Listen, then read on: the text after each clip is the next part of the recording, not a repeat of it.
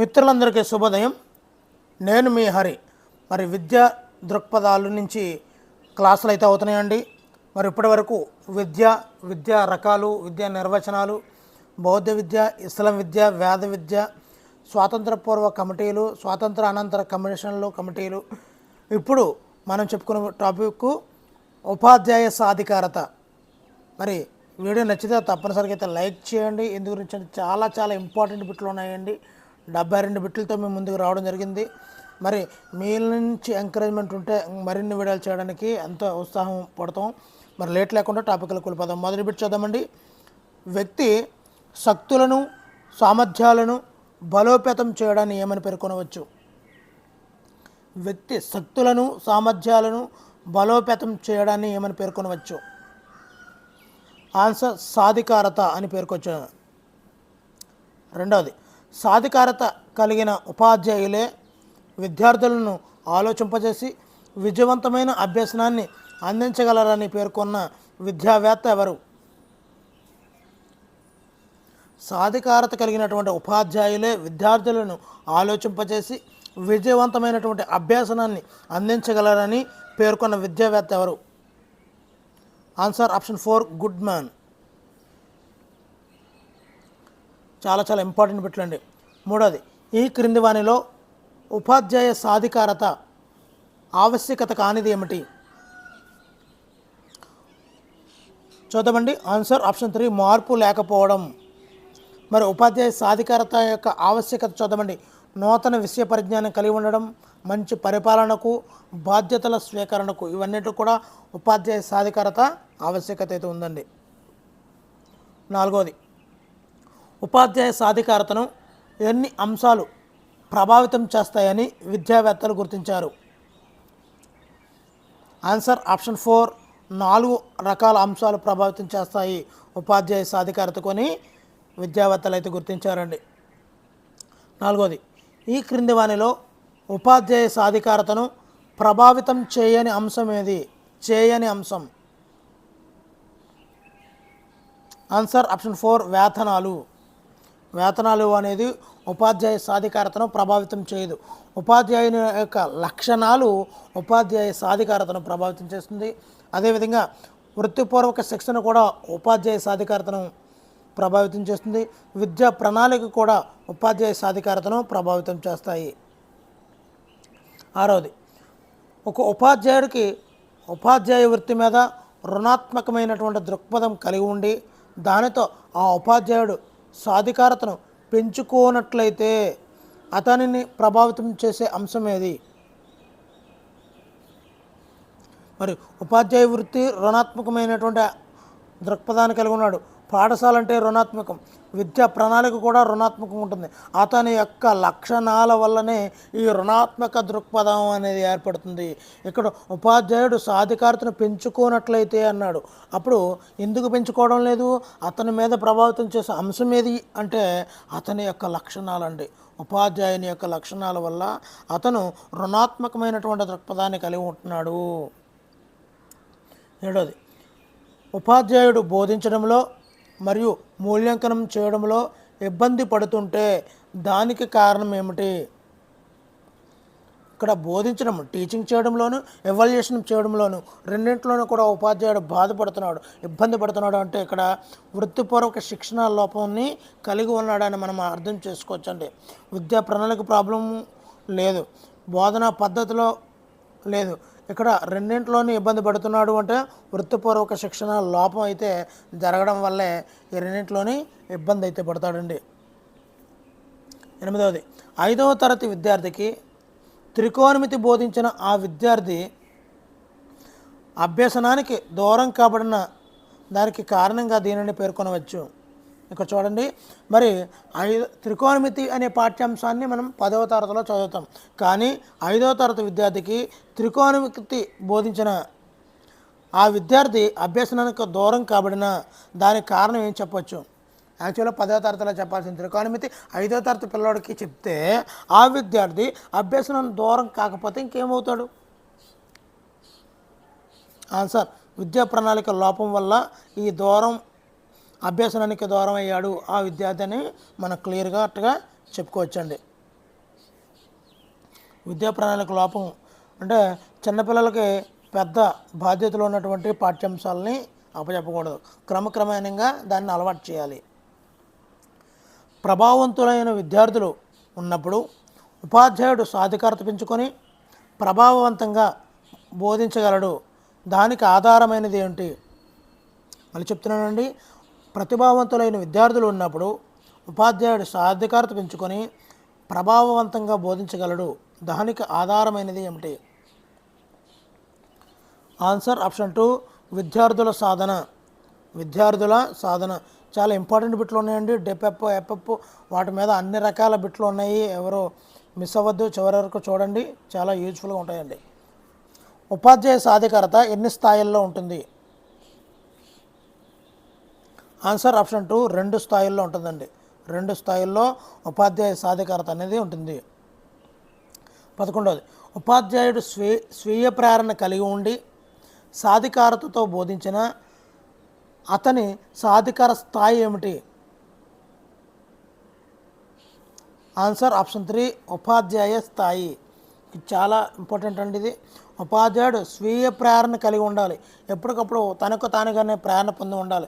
అందుకే నేను చెప్తుంటాను, సార్ ఇంకా ఇంకా ఎలా చదవాలో అర్థం కావడం లేదు సార్, మోటివేషనల్ క్లాస్ ఇవ్వండి సార్ అంటే, మీరు ఉపాధ్యాయులు మీరు ఎప్పటికప్పుడు స్వీయ ప్రేరణ పొందాలి.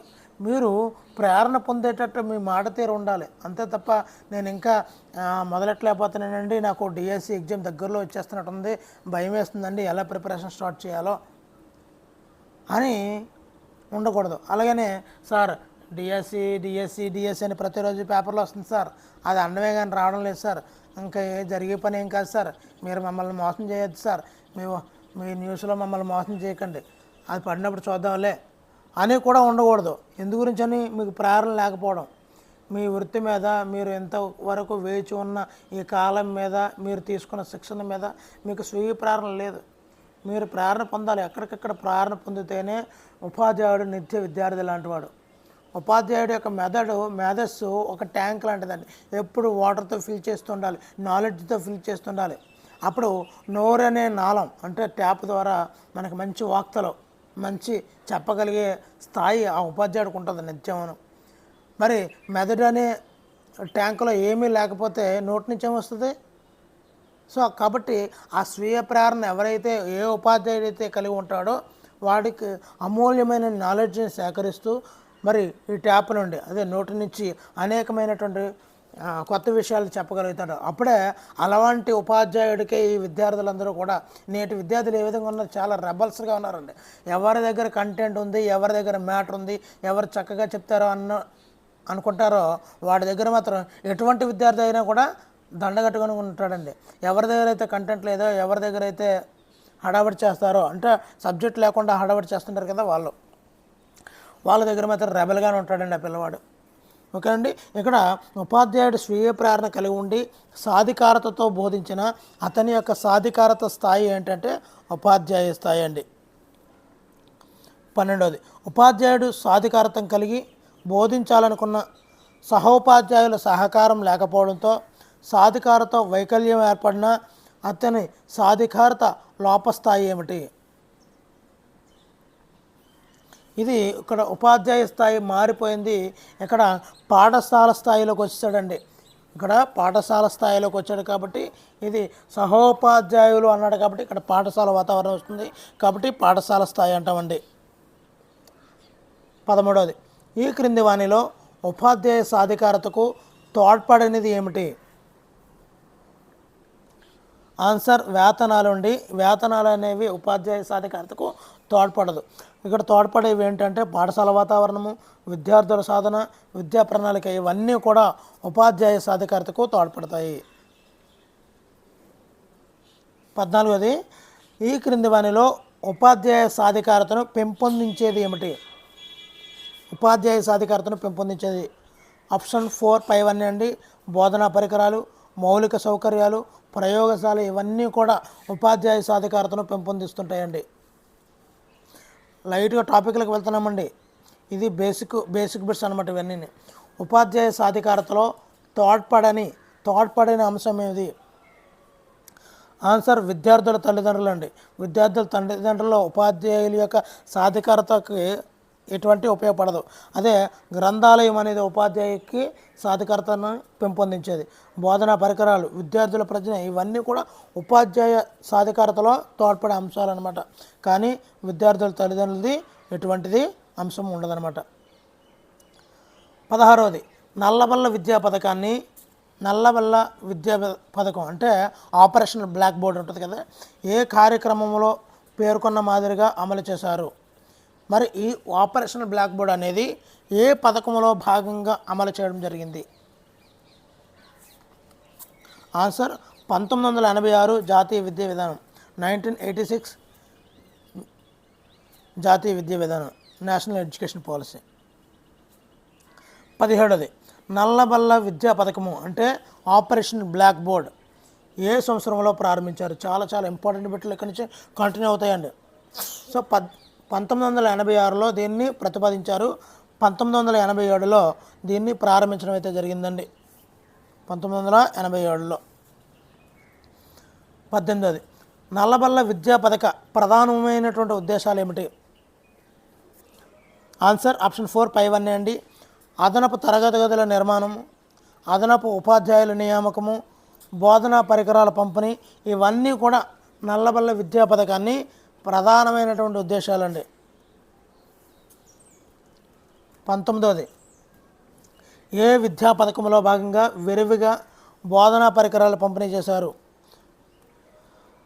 Answer option 3 operation blackboard. నల్లబల్ల విద్యా పథకంలో భాగంగా ఎక్కువగా విరివిగా బోధనా పరికరాలు, నేపియర్ పట్టీలని, పూసల చట్రాలని, కార్డ్బోర్డ్స్ అని ఇవన్నీ కూడా ఎక్కువ ఈ ఆపరేషన్ బ్లాక్ బోర్డ్లో భాగంగా వచ్చాయండి. ఈ యొక్క బోధనా పరికరాలు TLM.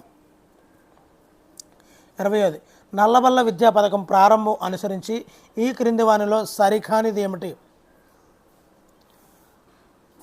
సో ఇది ఇంకా ఇండెప్త్ ఉంటుందండి. ఇది సరికానిదండి. ఇక్కడ మనకి ప్రతి ఒక వరుస క్రమంలో ఒక టాపిక్ని కూలంకషంగా టాపిక్ వైజ్గా చేర్చుకుంటూ వస్తే ఈ విధంగా వస్తాయండి. మీరు ఎక్కడైనా బిట్ మిస్ అయ్యారు అనే కాన్సెప్ట్ లేకుండా ప్రతి లైన్ టు లైన్ బిట్ని పేర్చుకుంటూ మనకు అందించడం జరుగుతుంది. తప్పనిసరిగా లైక్ చేస్తారని, ఎక్కువ మందికి షేర్ అవ్వాలని మనస్ఫూర్తిగా కోరుకుంటున్నానండి. 21వది నల్లబల్ల పథక ప్రారంభంలో ఏ తరగతికి వర్తించింది? ఆన్సర్ ఆప్షన్ 1 1 నుంచి 5 తరగతులకి, మొదట్లో 1 నుంచి 5 తరగతులకు ఈ ఆపరేషన్ బ్లాక్ బోర్డ్ అనేది ప్రారంభించడం జరిగిందండి. నెక్స్ట్ 22వది నల్లబల్ల పథకాన్ని ప్రాథమికోన్నత స్థాయికి విస్తరించాలని పేర్కొన్నటువంటి విద్యా కమిషన్ ఏది? Answer option 3 Janardhan Reddy commission. Janardhan Reddy commission ప్రాథమిక పాఠశాలల వరకు ఉన్నటువంటి ఆపరేషన్ బ్లాక్ బోర్డ్ని ప్రాథమికోన్నత స్థాయికి చేర్చాలి అని చెప్పిందండి జనార్దన్ రెడ్డి కమిటీ. 23వది ఏ సంవత్సరం నుండి నల్లబల్ల పథకాన్ని ప్రాథమికోన్నత స్థాయికి విస్తరించి అమలు చేస్తున్నారు? Answer option 3 1992. మరి ఇది 86 1986 నేషనల్ ఎడ్యుకేషన్ పాలసీలో సిఫార్సు అయితే చేశారు. 87లో ప్రారంభమైంది. 87 నుంచి 5 సంవత్సరాల అనంతరము ఫస్ట్ ప్రారంభమైంది 1 to 5 క్లాసెస్కి. ఆ తర్వాత 1992లో ప్రాథమికోన్నత స్థాయికి కూడా విస్తరించి అమలు చేస్తున్నారండి. 24వది నల్లబల్ల పథకంలో భాగంగా ఈ బోధన పరికరానికి అత్యంత ప్రాముఖ్యతనిచ్చారు. ఏ పరికరాలకి అత్యంత ప్రాముఖ్యత ఇచ్చారు? Answer option 4 నల్లబల్ల. సో అక్కడ పథకంలోనే ఉంది నల్లబల్ల. నెక్స్ట్ 25వదండి 1994లో నల్లబల్ల విద్యా పథకము ఏ పథకంలో విలీనమైంది? Answer option 2 డిపెప్. నల్లబల్ల పథకం అనేది డిపిఈపి దీని యొక్క ఫుల్ ఫామ్ తెలుసో తప్పనిసరిగా అయితే కామెంట్ చేయండి. ఈ డిపెప్లోకి ఈ నల్లబల్ల విద్యా పథకం అనేది విలీనం అయిపోయిందండి. 26వది దేశంలో మొట్టమొదటి గుణాత్మక విద్యా పథకాన్ని గుర్తించండి. గుణాత్మకమైనటువంటి విద్యా పథకాన్ని గుర్తించండి. Answer option 4 ఎపెప్. ఎపెప్ ఏపీపీ ఈపీ కాదండి, ఎపెప్ అని చెప్తారండి. మరి 27ది ఎపెప్ పథకానికి ఆర్థిక సహాయం చేసినటువంటి ఓడిఏ ఏ దేశానికి చెందినటువంటి సంస్థ? ఆన్సర్ ఆప్షన్ 4 బ్రిటన్ దేశానికి చెందినటువంటి సంస్థ ఈ ఓడిఏ ఎపెప్ పథకానికి ఆర్థిక సహాయం చేసింది. ఇక్కడ చెప్పినటువంటి ఓడిఏ అనగా ఏమిటి? ఫుల్ ఫామ్ చెప్పండి. ఓడిఏ అనగా మీకు ఆన్సర్ తెలిస్తే కామెంట్ చేయండి, లేకపోతే ఒకరోజు అనంతరము నేనే దీనికి ఆన్సర్ అయితే కామెంట్ బాక్స్లో పెడతానండి. చాలా చాలా ఇంపార్టెంట్. ఓకేనండి. 29ది ఎపెప్ విద్యా పథకాన్ని ఏ సంవత్సరంలో ప్రారంభించారు? Answer option 2 1984. 1984. నెక్స్ట్ అండి 30ది ఆంధ్రప్రదేశ్ ప్రాథమిక విద్యా పథకము. ఆంధ్రప్రదేశ్ ఏపీపీ ఈపీ కదండి. ఆంధ్రప్రదేశ్ ప్రైమరీ ఎడ్యుకేషన్ ప్రోగ్రామ్ దీని యొక్క ముఖ్య ఉద్దేశం ఏమిటి? ఆన్సర్ ఆప్షన్ 4 పైవన్నీ. మానవ వనరుల ద్వారా విద్యలో నాణ్యతను పెంచడం. విద్యలో నాణ్యత, విద్యార్థి కేంద్రీకృత బోధన, వృత్యంతర శిక్షణ. ఓకేనండి. విద్యలో నాణ్యత, విద్యార్థి కేంద్రీకంగా ఉండాలి, వృత్యంతర శిక్షణ ఇవ్వాలి. ఇవన్నీ కూడా ఎపెప్లో ముఖ్యమైనటువంటి ఉద్దేశాలండి.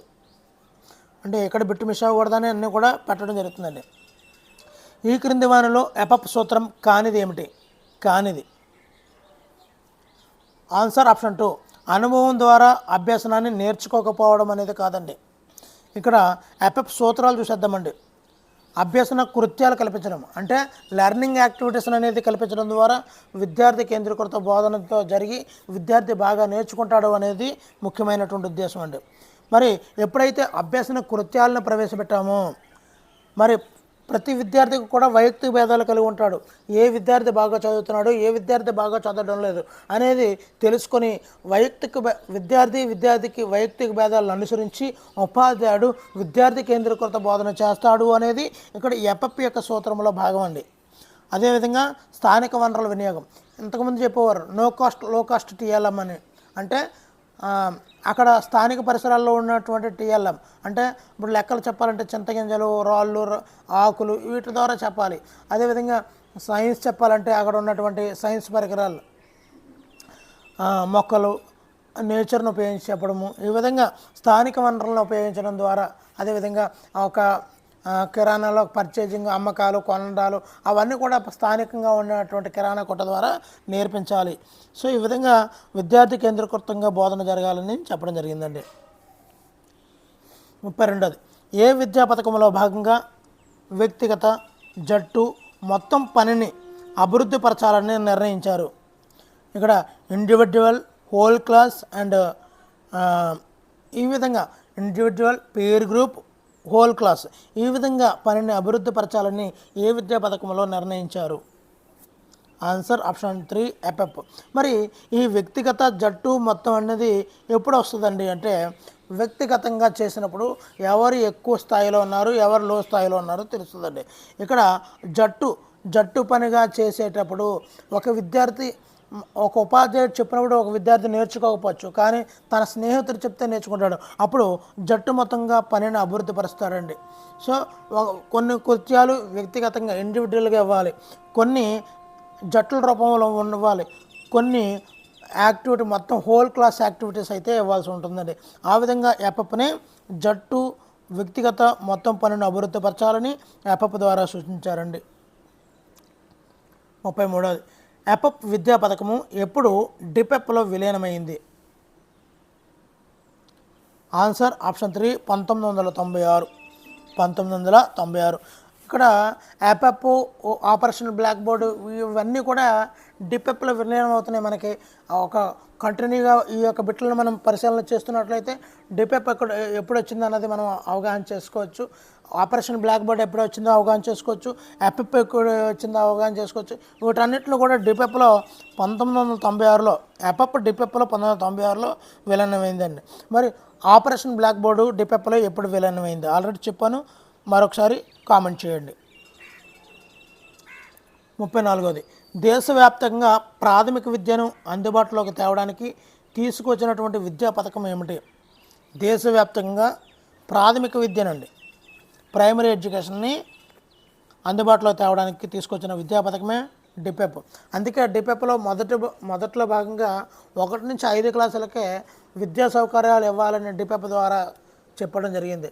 సో ఆ తర్వాత యూపీ స్థాయికి తీసుకెళ్లారు. కానీ ముఖ్యంగా ప్రాథమిక విద్యను అందుబాటులో తేవడం కోసం తీసుకొచ్చినటువంటి ముఖ్యమైనటువంటి పథకమే డిపెప్ అండి.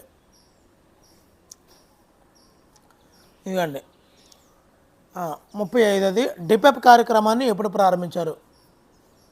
Answer option 2 1994. మరి ఈ 1994 చూస్తే ఇది రావడం వల్ల ఈ డిపెప్ అనే కార్యక్రమం రావడం వల్ల ఒక విద్యా పథకాన్ని మింగేసింది. అది ఏ పథకం? ముందు క్లాసులోనే ముందు బిట్లోనే చెప్పుకున్నాం. ఏ పథకాన్ని ఈ డిపెప్ వస్తూ రాగానే ఒక పథకాన్ని మింగేసింది, అదేంటో చెప్పండి. నెక్స్ట్ అండి 36వది మన రాష్ట్రంలో డిపెప్ కార్యక్రమాన్ని ఏ సంవత్సరంలో ప్రారంభించారు? 1996.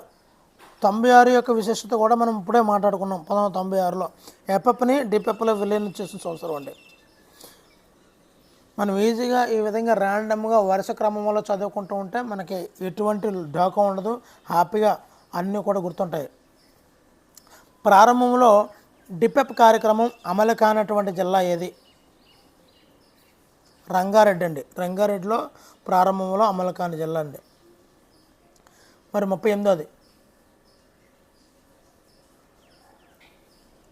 38దండి డిపెప్ కార్యక్రమం నిధులలో రాష్ట్ర కేంద్ర నిష్పత్తులు ఎంత? చాలా చాలా ఇంపార్టెంట్ అండి. మరి దీనికి ఆన్సర్ తెలుసో తప్పనిసరిగా అయితే కామెంట్ చేయండి. ఒకవేళ లేకపోతే నేనే కామెంట్ చేస్తాను ఖచ్చితంగా. ఓకేనండి. డిపెప్ కార్యక్రమ నిధులలో రాష్ట్ర కేంద్ర నిష్పత్తులు 38వ బిట్ అని చెప్పి మీరు కామెంట్ అయితే చేయండి. మరి అన్ని బిట్లు మీరు చేసుకుంటే ఒక్కసారి మీ యొక్క మెదడుకు పని చెప్తూ డిపెప్లోకి ఇంత ఒకవేళ తప్పు రాసినా ప్రాబ్లం లేదు. ఎందు గురించి అంటే మన మిత్రులందరూ కూడా కామెంట్ చేస్తారు, దానికి ఆన్సర్ని తెలిసి చెప్తారు, లేకపోతే తెలుసుకుంటారు. చాలా ఇంపార్టెంట్ కాబట్టి ఒకసారి పాసివ్ నుంచి యాక్టివ్ చేయడమే నా ఉద్దేశం అండి. 39ది డిపెప్ కార్యక్రమం ముఖ్య ఉద్దేశం ఏమిటి? ఇలాంటి వాటికి మ్యాక్సిమం అన్నీ కూడా పైవన్నీ ఇవ్వడం జరుగుతుందండి. ఎందు గురించి అంటే ముఖ్య ఉద్దేశాలన్నీ కూడా మీకు తెలియాలి, ఒక పాయింట్ కూడా మిస్ అవ్వకూడదు అనేది ఈ బిట్ ద్వారా నేను చెప్పదలుచుకున్నానండి. 1ది గ్రామ విద్యా కమిటీల ద్వారా సూక్ష్మ ప్రణాళిక నిర్మాణించాలి. 6 నుంచి 11 సంవత్సరాలు అంటే ఇక్కడ ఏంటంటే 1 to 5 క్లాసులు అండి బడిలో చేర్పించడము, బాలికల విద్యపై ప్రత్యేక శ్రద్ధ వహించడము. 1 to 5 క్లాసెస్ గ్రామ విద్యా కమిటీల ద్వారా సూక్ష్మ ప్రణాళిక మైక్రో ప్లాన్ అనేది ఏర్పాటు చేసుకోవాలి. పిల్లల్ని ఆ ఊరిలో ఎవరు కూడా డ్రాప్ అవుట్ లేకుండా చేయడం అనేది ముఖ్య ఉద్దేశం అండి, డిపెప్ యొక్క ముఖ్య ఉద్దేశం. 40ది ఏ కార్యక్రమంలో భాగంగా బడి మానివేసిన విద్యార్థుల సంఖ్య 5% కంటే తగ్గించాలని నిర్ణయించారు? ఆన్సర్ డిపెప్. ఇందాక చెప్పాను, బడి మానివేసిన అంటే డ్రాప్ అవుట్ చిల్డ్రన్స్ ఉండకూడదని ముఖ్యంగా 1 to 5 క్లాసుల్లో అని చెప్పిందే డిపెప్ కార్యక్రమం అండి. అందులో భాగంగా 5% కంటే తక్కువ ఉండాలి అని నిర్ణయించిందే ఈ డిపెప్ అండి. 41ది గణితం అంటే చదవడం, రాయడం, లెక్కలు చేయడంలో 40% అధికం చేయాలని ఏ విద్యా పథకంలో పేర్కొన్నారు?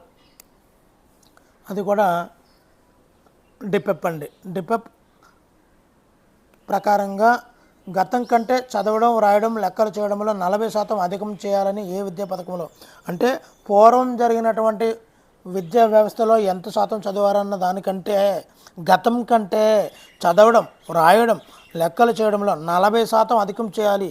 ఎందు గురించి మీకు ఇచ్చే వనరులన్నీ కూడా ఇలాంటివి.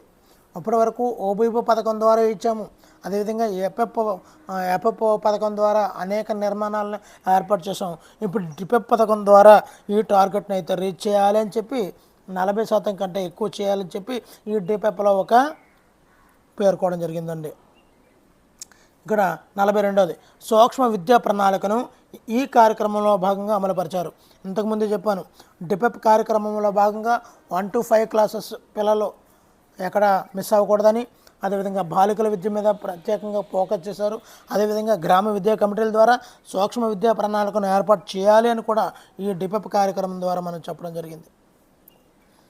43వదండి సూక్ష్మ విద్యా ప్రణాళిక బాధ్యతను ఎవరికి అప్పచెప్పారు? మరి ఇది గ్రామ విద్యా కమిటీల ద్వారా సూక్ష్మ విద్యా ప్రణాళికను ఏర్పాటు చేయాలని చెప్పాం డిపెప్ కార్యక్రమంలో. మరి ఎవరికి అంటే గ్రామ విద్యా కమిటీ. ఇందాక ముందే మనం చెప్పుకోవడం జరిగింది. అంటే ఇక్కడ గ్రామ విద్యా కమిటీ అంటే పాఠశాల యొక్క ఉపాధ్యాయులు అదేవిధంగా విద్యార్థుల యొక్క తల్లిదండ్రుల మధ్యలో ఒక కమిటీ అయితే ఏర్పడతారు. ఇప్పుడు ఎస్ఎంసి పిఎంసి ఏ విధంగా ఉందో ఆ విధంగా అనమాట. నెక్స్ట్ 44వది సూక్ష్మ విద్యా ప్రణాళిక దేనికి సంబంధించింది?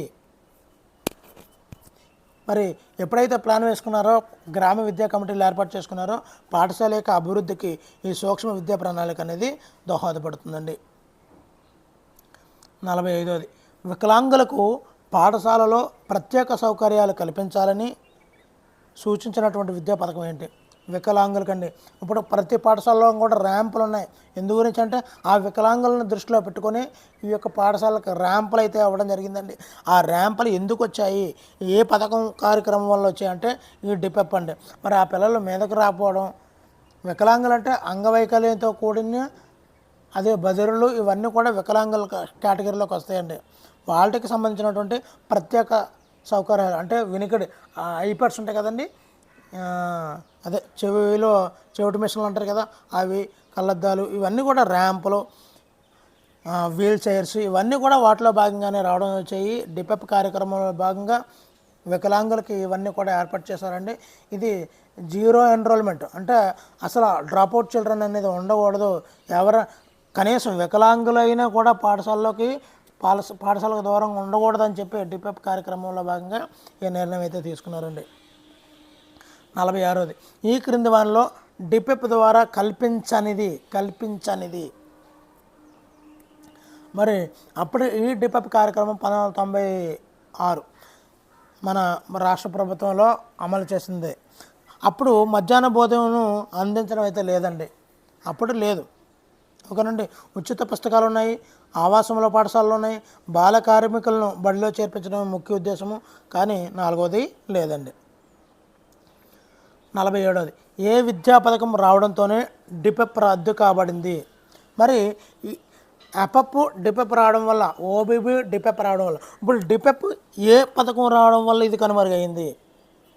ఆన్సర్ ఎస్ఎస్ఏ సర్వశిక్ష అభియాన్ రావడం వల్ల ఈ డిపెప్ అనే పథకము క్లోజ్ అయిందండి. మీకు వరుసగా పోసుకొచ్చినట్లు ఒక పేర్పు కనిపిస్తుంది చూసారా, ఆ పేర్పునే మనం ఇక్కడ క్లియర్ కట్గా చూపిస్తున్నామండి. మన బిట్ల ద్వారా ఆ పాఠాన్ని చదువుతున్నట్టు నీట్గా మీరు ఎక్కడ తడబడకుండా హ్యాపీగా చదువుకోవచ్చండి. ఏ సంవత్సరంలో డిపెప్ పథకం రద్దు కాబడింది? ఆన్సర్ ఆప్షన్ 3 2003 అండి.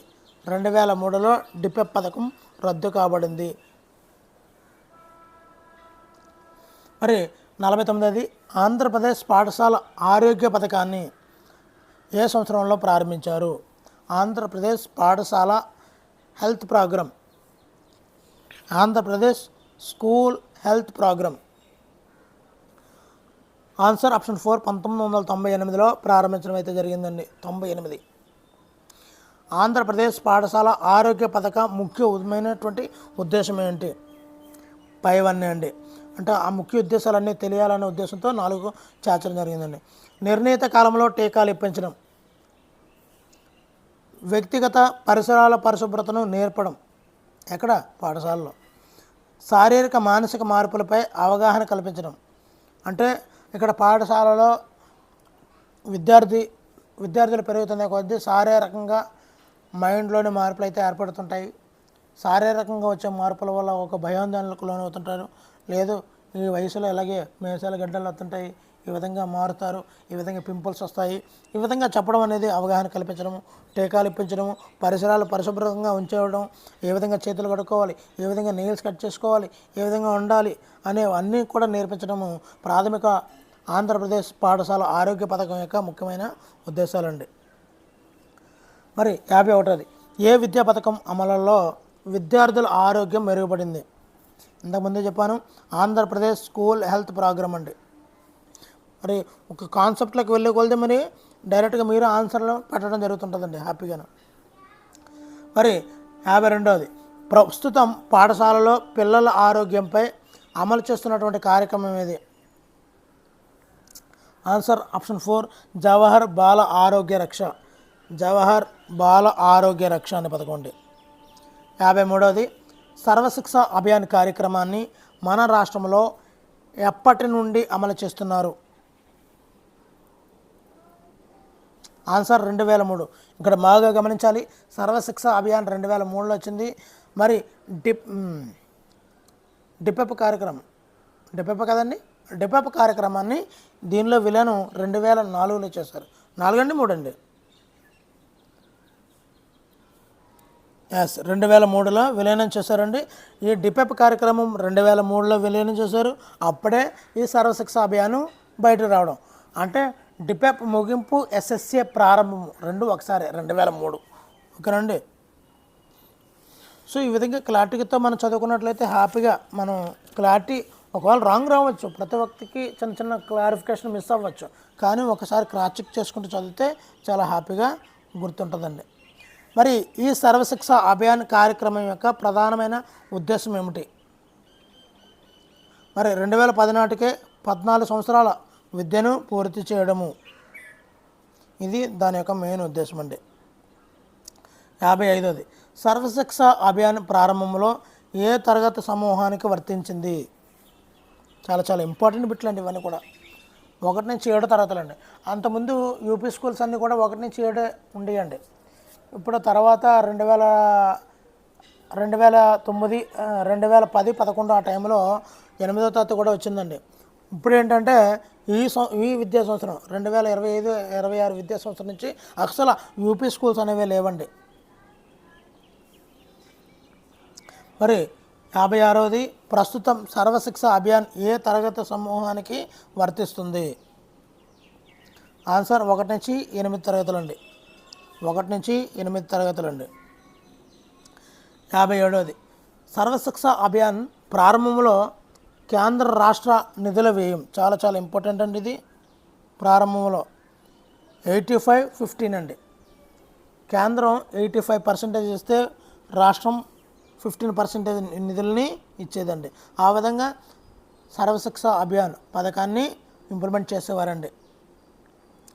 మరి 58వది సర్వశిక్ష అభియాన్ ప్రస్తుత కేంద్ర రాష్ట్ర నిధుల వ్యయం ఎంత? 50-50 అండి. కేంద్ర రాష్ట్ర నిధుల వ్యయం 50-50. మరి ప్రస్తుత దేశంలో ప్రాథమిక విద్యలో గుణాత్మకమైనటువంటి విద్యా పథకం ఏది? ఆన్సర్ సర్వశిక్ష అభియాన్ అండి. ముందుగా కూడా చెప్పుకున్నాము, యాపప్ అని చెప్పుకున్నాము, ఇప్పుడు ఎస్ఎస్ఏ ప్రస్తుతం అన్నాడు కాబట్టి.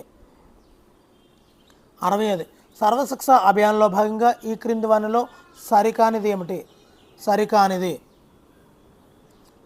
ఆన్సర్ 5 కిలోమీటర్ల లోపు ఉన్నత పాఠశాలలు ఏర్పాటు చేయడం అనేది సరికానిదండి. మరి సరైన చూద్దాం. 1 కిలోమీటర్ లోపు ప్రైమరీ స్కూల్ని ఏర్పాటు చేయాలి. 3 కిలోమీటర్ల లోపు ప్రాథమిక ఉన్నత పాఠశాలను ఏర్పాటు చేయాలి. ఆవాసంలో పూర్వ ప్రాథమిక పాఠశాలను ఏర్పాటు చేయడం, ఇవన్నీ కూడా ముఖ్యమైనవండి. 61వది ఏ విద్యా కార్యక్రమంలో భాగంగా ప్రాథమికోన్నత స్థాయి విద్యార్థులకు కంప్యూటర్ విద్యను అందిస్తున్నారు? చాలా చాలా ఇంపార్టెంట్. ఎస్ఎస్ఏ సర్వశిక్ష అభియాన్లో విద్యా కార్యక్రమంలో భాగంగా ప్రాథమికోన్నత స్థాయిలో కంప్యూటర్ విద్యను అందిస్తున్నారు. 62వది ఈ క్రింది వానిలో ఎస్ఎస్ఏ ఫలితం కానిది ఏమిటి? ఆంగ్ల భాష. మండల వనరుల కేంద్రము, పాఠశాల సముదాయము, టీఎల్ఎం గ్రాంటు, ఇవన్నీ కూడా ఎస్ఎస్ఏ ఫలితం వల్ల వచ్చినవండి. ఈ ఆంగ్ల భాష అనేది ఎస్ఎస్ఏ ఫలితం వల్ల కాదండి. 63వది ప్రాథమిక పాఠశాల ఉపాధ్యాయులకు వృత్యంతర శిక్షణ కల్పిస్తున్న విద్యా పథకం ఏది? చాలా చాలా ఇంపార్టెంట్. సర్వశిక్ష అభియాన్ వృత్యంతర శిక్షణ. ఎస్ఎస్ఏలో భాగంగా ఈ క్రింది వానిలో భిన్నమైంది ఏమిటి? ఇక్కడ ఎస్ఎస్ఏలో భాగంగా మధ్యాహ్న భోజన పథకం అనేది ఇంప్లిమెంట్ అయ్యిందండి. 2003 నుంచి మధ్యాహ్న భోజన పథకం ఇంప్లిమెంట్ అయ్యింది.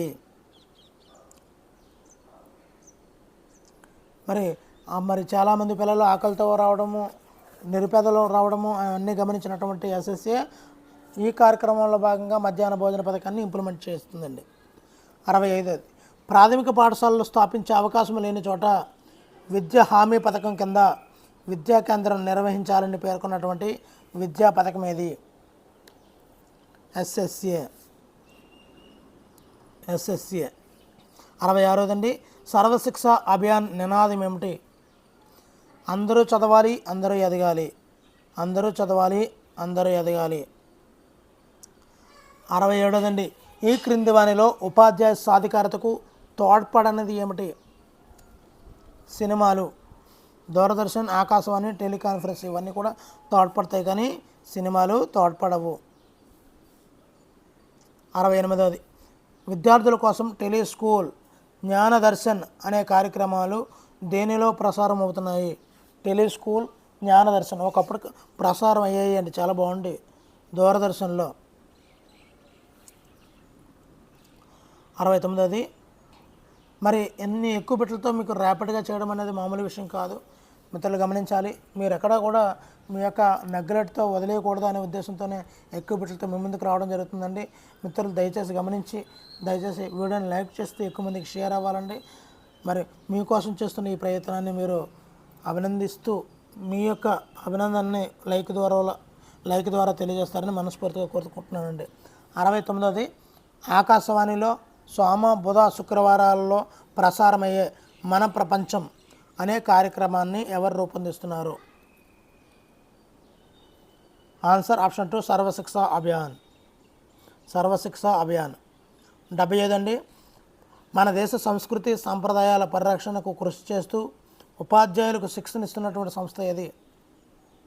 సంస్కృతి సంప్రదాయాలు, కల్చరర్ సిసిఆర్టీ అండి. 71 ఆధునిక సాంకేతిక పరిజ్ఞానంతో ఉపాధ్యాయులకు త్వరగా వృత్యంతర విద్య అందించడానికి తోడ్పడినది ఏమిటి? ఆన్సర్ ఆప్షన్ 3 టెలికాన్ఫరెన్సులు, వీడియో కాన్ఫరెన్సులు. ఇవి ఎక్కువైపోయాయండి. ప్రతి మాట్లాడితే టెలికాన్ఫరెన్స్ పెట్టేస్తున్నారు, గూగుల్ మీట్ పెట్టేస్తున్నారు. మరి దారుణం అండి. రోజుకి అత్యవసరమైన డిపార్ట్మెంట్లో ఏది ఉన్నదంటే ఎడ్యుకేషన్ డిపార్ట్మెంట్లో కనిపిస్తుంది. ఎందుకంటే ప్రతిరోజు ఎమర్జెన్సీ మీటింగ్స్, అది 10 నిమిషాలు, పావుగంట కాదండి, 3 గంటలు, 4 గంటలను ప్రతిరోజు జరుగుతున్నాయి. అంత అత్యవసరమైనటువంటి విద్యా వ్యవస్థలో అంత మీటింగ్ పెట్టేసే అవసరాలు దేనికున్నాయో నాకు అర్థం కావడం లేదు. ప్రతిరోజు మీటింగే. ఒక పాఠం చెప్పడం అత్యవసరం కాదు, కానీ మిగతావన్నీ కూడా అర్జెంట్సే. Chikki report urgent, egg report urgent, అన్ని రిపోర్ట్లు అర్జెంటే. ఈ యొక్క టెక్నాలజీ పెరిగింది కానీ సాగు కూడా వేస్తున్నారండి. 72 ఈ క్రింది వానిలో ఉపాధ్యాయ సాధికారతకు ఈ అంశం తోడ్పడుతుందని భావిస్తారు? ఆన్సర్ ఆప్షన్ 4 పైవన్నీ. నిరంతరం నేర్చుకోవడము, సెమినార్లకు హాజరు కావడము, ఇంటర్నెట్ను వీక్షించడం ఇవన్నీ కూడా ఉపాధ్యాయ సాధికారతకు తోడ్పడుతుందని మనం భావించవచ్చు. ఇదండి వీడియో నచ్చితే బాగుందా లేదా అన్నది కామెంట్ చేయండి. మరి ఇలాంటి వీడియోలు కావాలనుకుంటే ఛానల్ని సబ్స్క్రైబ్ చేసుకోండి. Thank you for watching. Me Hari signing out.